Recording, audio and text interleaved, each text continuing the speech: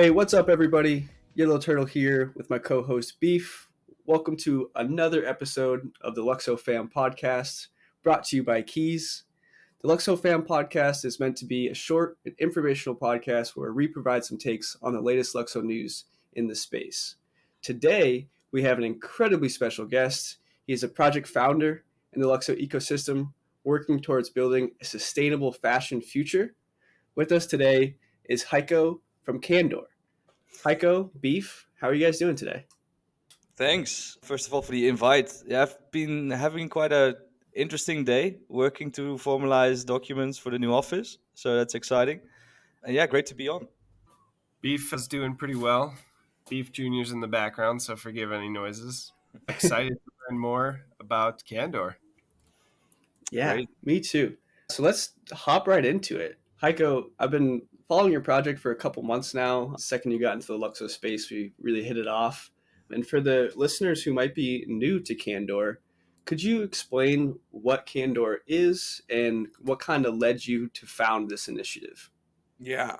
So the origin of Candour is a long story, and I think like back in the Twitter conversation we had earlier, we already touched a bit upon that. So for anyone who's new to our story, basically what we try to do is we help brands to become more circular. So that means to adopt circular business models such that products can get used longer and can be recycled at the end of their life cycles. And we do that through digitalization of individual pieces of clothing. So you could really tell that, like, or say that we are on the digital kind of end of the spectrum. So like a hybrid kind of solution provider. We're not fully digital fashion, we're not fully physical fashion, but we're somewhere in between. The first time we reached out to LUKSO was, I think, about a half a year ago when we started talking about what we were working on. We were thinking of ways to implement digital product identities. And eventually we came up with a solution for a problem that's very common in the industry right now. And it's that brands and producers don't really have a grip of what happens to their product after it has been sold. So what we came up with was a way to tag individual products, and then you could basically check in and check them out. And then when you would check them out, you could kind of attach it to a recycling partner, so where a product would be recycled, and then based upon that checkout, you could then also kind of incentivize and reward users for their recycling efforts. Yeah, so that's our first solution. We're more like a long-term vision kind of project. We have a vision for circular commerce, and if you take that really big, you can think of circular commerce as an alternative to the current e-commerce space where we tokenize individual goods and then we build new means of how to consume them, like around them. So just a regular product sale is the obvious first thing that comes to mind with commerce. And then, like, as we move towards the circular economy, we want to introduce repair services, rental services, swapping, resale, and kind of make fashion way more efficient in a sense. I love that long-term vision. Gets me real hyped for what you guys are building. So, in today's world, why is circular fashion so important? Well, the fashion industry has been super notorious ever since like 10 years ago. A major accident happened in Bangladesh where thousands of workers died as a result of like a crash of a factory building. It collapsed. And ever since, it became heavily scrutinized for its negative social and environmental impact. So the images that came out of Bangladesh back then, they kind of set in motion this snowball effect where there's increasing social and political pressure to become more sustainable. And right now it's on the verge of like a circular transformation almost, with regulations being super strict, and they will be introduced in the next few years, and it will all start in Europe most likely, as the entire European Union wants fast fashion to go out of fashion, and it wants to force the industry to adopt a circular business model as its fundamental economic engine, more or less. So that's why circular fashion is important. It's an alternative to the current linear system. The current linear system has far exceeded its limits, both in terms of like pollution, water usage, chemical usage, but also in terms of worker exploitation and this race to the bottom where we want new products super fast and quickly, and we want it for the lowest price possible. So yeah, that system is long overdue, and circular fashion is an alternative that can actually work. So that's why it's important. Very interesting. Very interesting. And then, so you guys are trying to address the current fashion industry, right? And its problems there and kind of help with the recycling process and essentially move away from this fast fashion. And that's really, really awesome to see, right? There's so many stories where people are being exploited for their work to create so many different products and things like that. So how do you think Web3 Yeah. tooling and LUKSO standards in particular can be utilized to address these changes and these challenges and start to move away from fast fashion and into this circular fashion industry? Yeah, so when you look at the nature of the fashion industry, it's rather conservative. Sure, there are front-running brands that are constantly adopting new technologies. I think Nike Artifact is like the collaboration is a good example of that. But in general, the current status quo and the current way things are happening in the industry kind of benefits the like the in the players that are now still dominant in the industry. So conservatism also kind of leads to more of a hesitancy when you look at Web3 tooling, I think. So right now what you see is that as if you talk about blockchain technology, there's like two use cases that are being considered by the industry.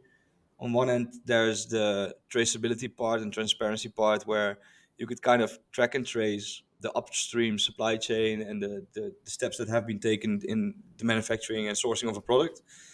That's one use case. And the other one is the incentivization, customer loyalty programs. Token gated commerce is also something that you see popping up here and there.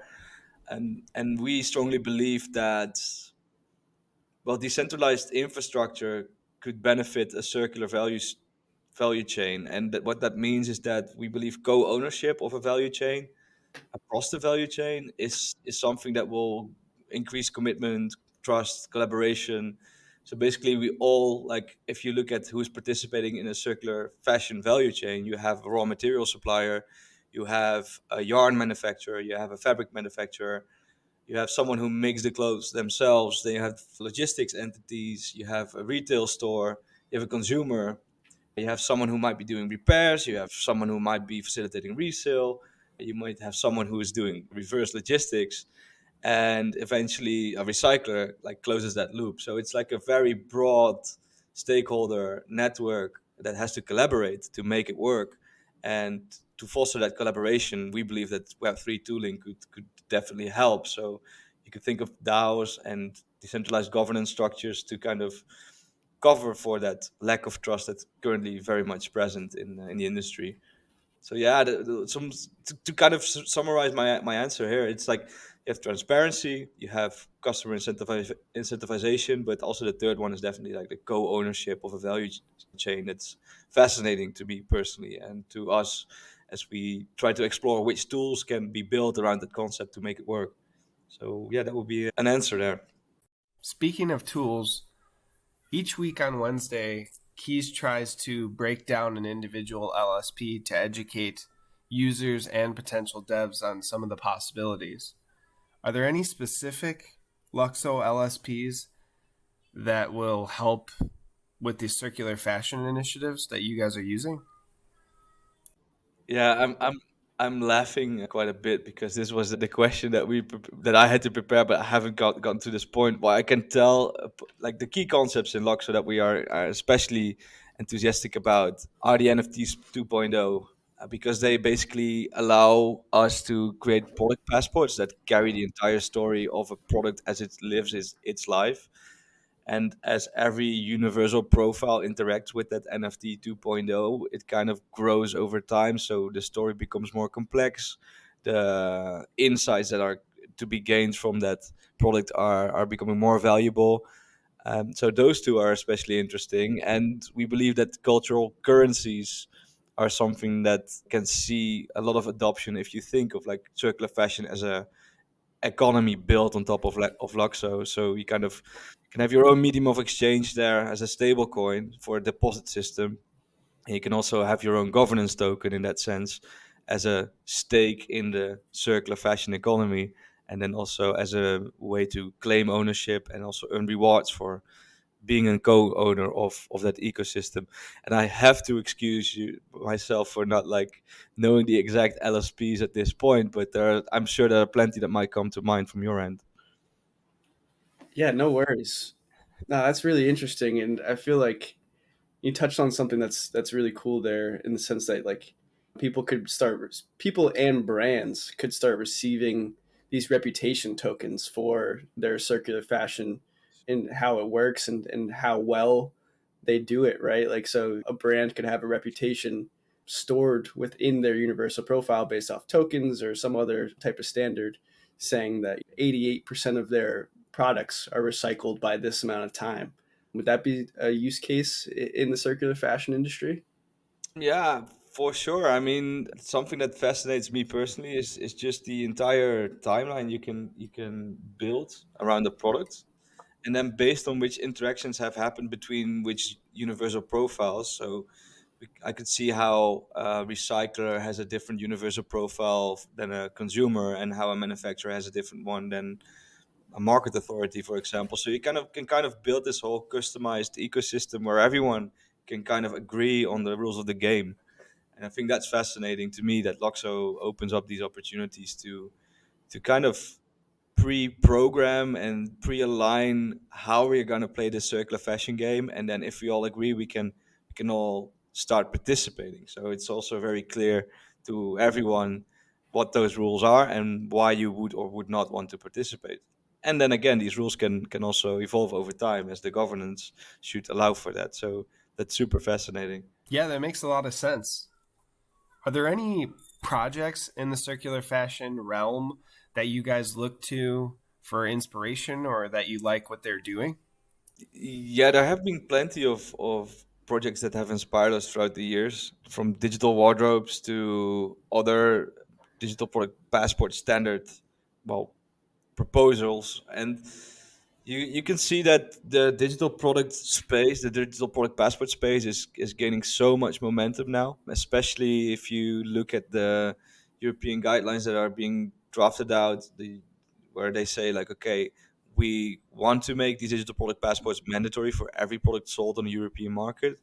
And it also leads to a huge increase in interest when it comes to these technologies. A couple of projects that have been have grasped my attention are Eon.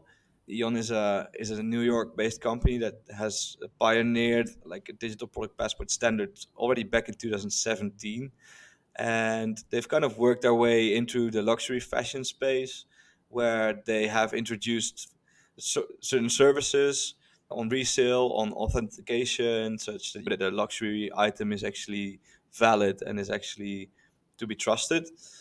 And yeah, they've also proposed a certain standard, open source standard for digital product passports, but their business model is not necessarily Web3 focused. So they are more or less using more legacy tooling in the Web2 space, so building a product data cloud and leveraging that cloud and its insights over like to create value for their customers.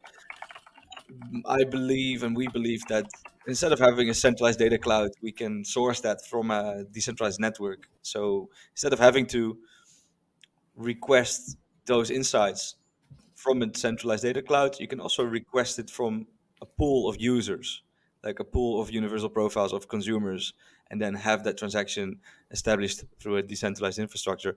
So that's like how we are different from that project.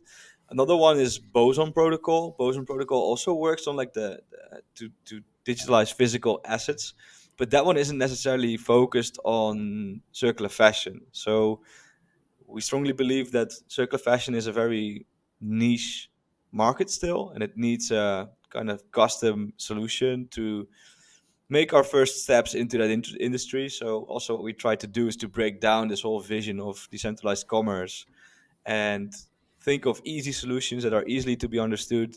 One example is to that proof of recycling tool. We've been working around that with our first client, and we've kind of found a different angle to explain it to customers and to other like shop owners, where we say like, okay, yeah, sure, it's a proof of recycling tool, but we don't call it that way. We call it a digital deposit system. And digital deposit is very simple to understand, and how we will then use our NFTs there is that it's kind of a track and trace system, or to keep track of which part of your inventory has already been returned for recycling, and for the part that has been returned, we can make sure that there is a payment of deposit back to the consumer when it hands it in at a drop-off point in a physical store.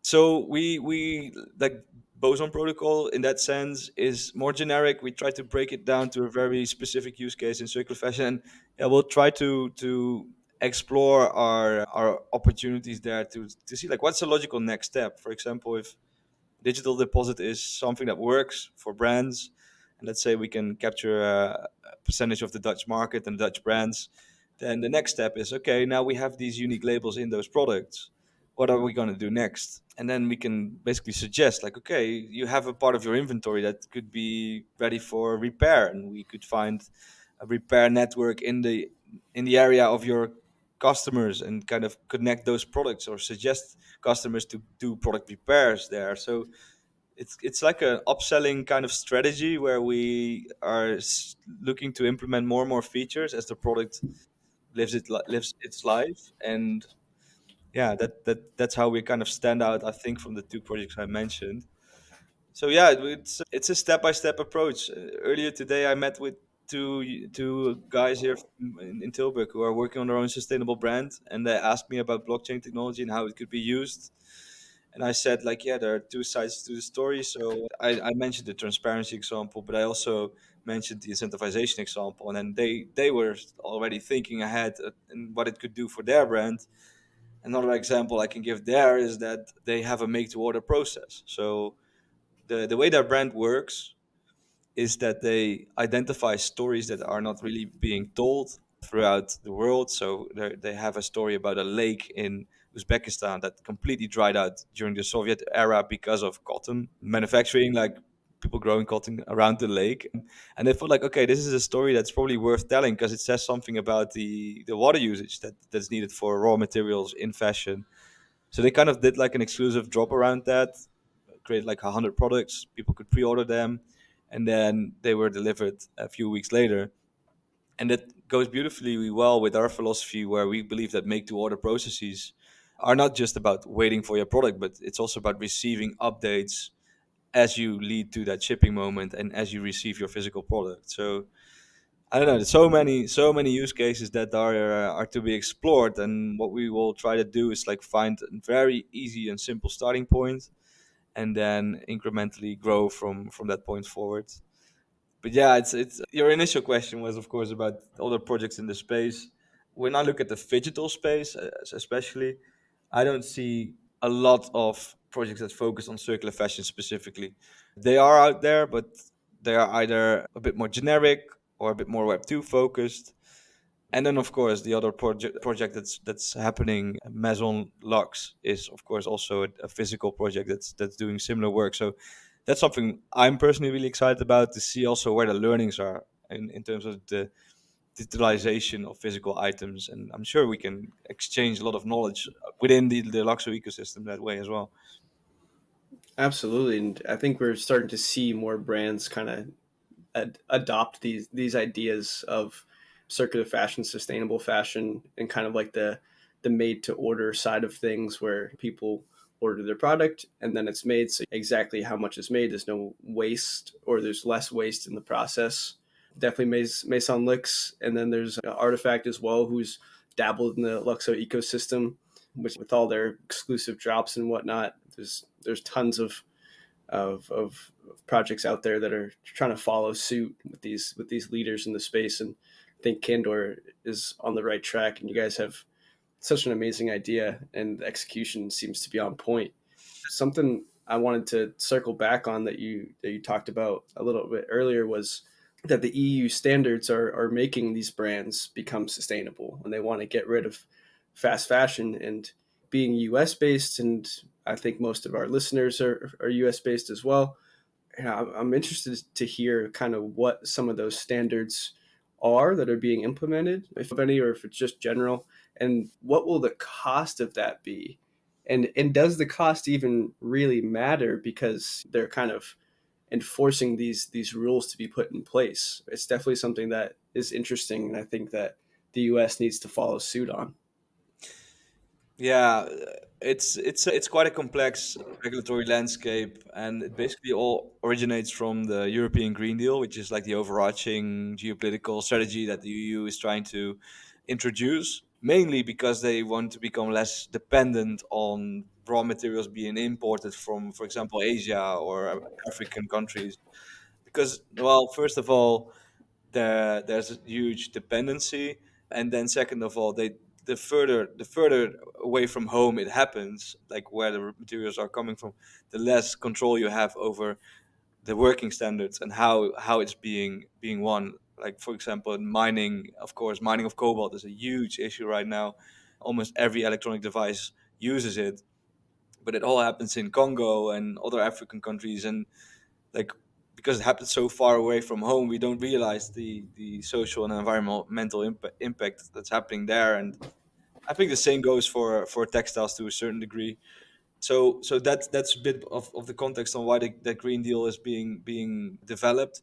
So that's the overarching regulatory framework, and then within the Green Deal you have the Circular Economy Action Plan. So that means that the European Union recognizes the circular economy as an economic alternative to the linear economy, and basically they want to commit on a high level to those principles. So materials should be durable, such that products can be used for a long time. Products can be used and owned by multiple users throughout the product's life cycle.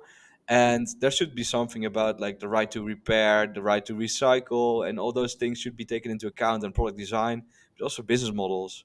So it's a very fundamental regulatory proposal that really challenges traditional manufacturing companies to rethink the way they make products.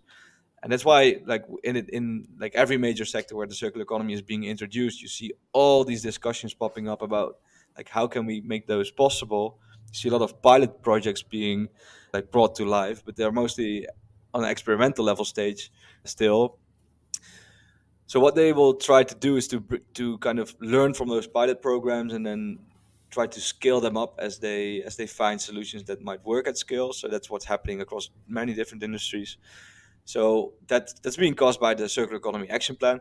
And then the textile sector is one of the four, I think, major sectors right now that is seeing specific regulation, because the European Commission there says, okay, we believe that textiles is a highly impactful industry and we want to make sure that that becomes more sustainable. So we have a specific strategy for sustainable and circular textiles.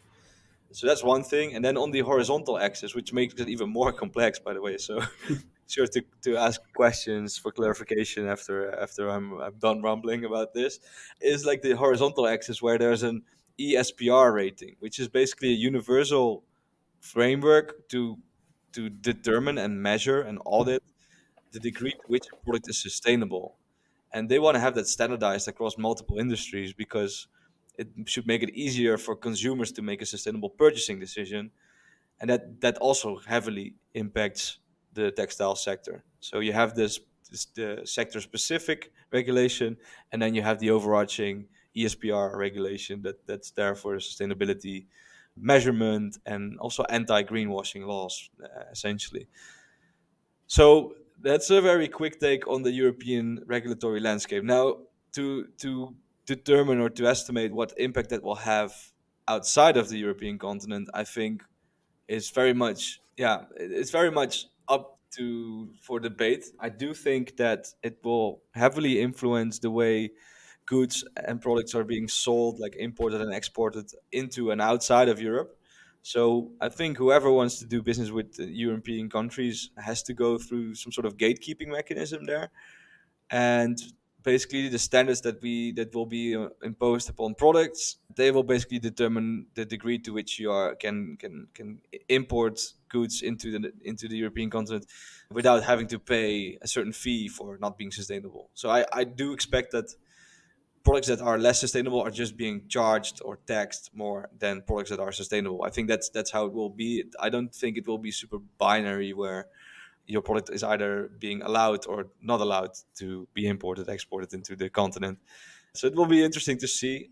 And something that I've seen in for example, the state of New York and also the city of New York is that they have been proposing some highly progressive regulation to make fashion more sustainable. And I do expect more states to follow like New York's lead there, especially because I expect that like New York-based fashion brands, they will probably be the ones that benefit most compared to other European or like to other American brands when doing business with Europe. So yeah, it's a massive and complex undertaking, and like the regulatory landscape is still to be like fully defined in the upcoming 5 to 10 years, I think. But there's big changes on the horizon, and you can already tell that even here in the Netherlands, brands are anticipating for that. And it's not just on the European level, though; it's also on the national level. So there's a law that will be introduced on July 1st here in the Netherlands that will charge fashion brands and textile producers, manufacturers, for the amount of textiles they don't collect for recycling. So what manufacturers will have to do is like on an annual basis report the volume of amount of products sold and then the volume of amount of products collected for recycling, and then the difference between those two volumes will be taxed, and then the taxes that will be collected through that mechanism will then go into an innovation fund, which is then again interesting for our project because we could probably benefit from that and kind of get funding through that route. But that's just a few, like to paint the picture of the complexity of that regulatory landscape. It's a massive undertaking, and even for us, we're trying to be on top of it. Like so, we're looking at the requirements that come from it, such that we can be agile and adjust and kind of quickly adapt to whatever is being decided on a regulatory level, and then we can make sure that it can be implemented, and like our clients and brands and they don't face the risks of having to deal with those regulatory requirements themselves. So yeah. It's different what the Netherlands is proposing to do, but it's really interesting, and I think it could work. Are there any inherent problems in the current fashion industry that hinder the progress of circular fashion? Well, complexity of regulation is one thing. No, but also with some criticism on the regulatory landscape, because I think like after like if you're listening to this, I can understand it might feel overwhelming, and I think it's a valid concern. So what I see a lot is that the complexity in regulation, and also in like regulation like processes of like how they define these rules of the game, that's definitely a critical issue. So that will, to a large degree, determine the success of this strategy. And then, well, what's happening right now is that the fashion industry right now is definitely also asking or demanding clarity on the regulations that are coming up. Of course, there are major issues in the industry, and I think we can go a bit more in depth there right now. Is that especially if you look at the macro level, there's a huge inefficiency between supply and demand. So a lot of products are being pushed to market, but not all products are sold. So for every product that's not sold, resources have been used, labor has been wasted, and then like the overstock has to be abandoned. So either landfilled or incinerated mostly. Although countries such as France, they now have like made it illegal to landfill or incinerate unsold goods. But that's definitely an issue. So on a macro level, that's this supply and demand inefficiency, and that brings all kinds of challenges. So I think there's just too much pressure on every chain in the value chain. There's too much pressure on factory workers. You can see that for the amount of work they have to do and the amount of hourly wage they earn, there's definitely a mismatch there. There's probably also too much pressure on like cultivation. That's the right word I was searching for. That like water use and everything. Like if there's too much demand because of these inefficiencies, yeah, of course we will see water shortages in producing countries.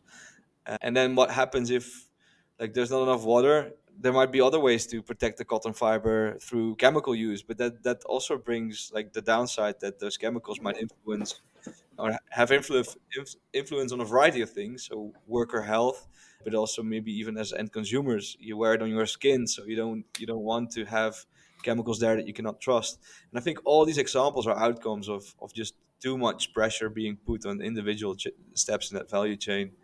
And you can think of so many different examples, and there are tons of documentaries out there that paint a painful picture of the current state of that industry. But I think ultimately, Like if you purely look from a supply chain lens, it's just this inefficiency between supply and demand, and that's definitely one thing. You could even add to that there's this increase in consumption that's being fueled by influencer culture, social media behavior, but also e-commerce experts and psychologists even working to optimize conversion rates, to optimize total amounts of dollars or euros spent on a web shop. That only adds to the fire, like fuel to the fire. So those two things I think are major challenges, and to be able, and this is also to end this answer on a more positive note, to be able to redesign and rebuild that value chain around circular principles using new technology. I think that's what fascinates me personally as an entrepreneur the most, because you have this opportunity to kind of rebuild that yourself, and you don't know how it's going to work, but if it works, it can be such an interesting alternative. So that's also to also bring some optimism about the opportunity. Like it's not just the problems, but there's also a huge opportunity there. Yeah. Awesome, man. And yeah, we'll start wrapping this up. I just want to say thank you for giving us the time to have you on today. It's been a really, really good podcast, and there's a lot of good information about the fashion industry, and then kind of merging that into the blockchain space and with digital fashion, circular fashion. So there's a lot to be learned here in this episode alone. There's also a lot of research to be done to kind of fully understand and grasp the challenges in this space and how important it really is. So thank you for giving the time today. I really, really appreciate it. And before we go, how can listeners follow and support you and Candour's journey in the LUKSO ecosystem and in the circular fashion industry? Yeah, so it's been I think about 1.5 or 2 months since we first were introduced within the ecosystem. That was with our proof of recycling tool. We're now presenting the proof of recycling tool to our first brand that seeks to adopt the tool and the technology. We hope that will take shape in the next few months. So we're aiming to kind of launch our first product in September this year, and that would be our entry to the market. So we're super excited about seeing how that develops.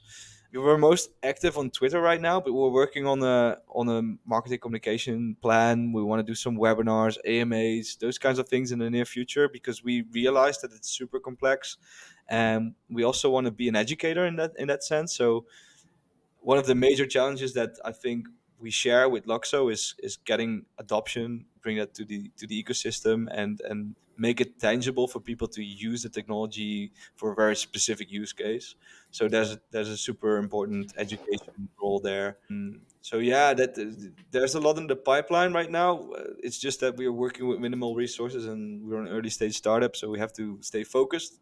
Focus is on product development and hopefully the first launch with one client. And if that works, then we can scale up to more brands, more shops in the Netherlands, where you will see like our proof of recycling tool as an app that lets you like hand in products for recycling in the store itself. So we will probably be showcasing some of our developments there.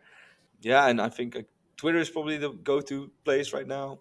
My Twitter handle is @HeikoHuvenaars. You can probably also find it somewhere else on the internet or in the show notes. But that would be my suggestion. And yeah, we are like behind the screens. We are working hard on that first client and landing the first product. And then as that happens, also the website will take shape, and we will start to be more active on the socials. But we'll see. First things first. Amazing. Yeah. Beef, do you want to sign us off? As always, remember, none of this is financial advice. It's just two dudes talking about what they love. Until next time. Peace out, LUKSO fam.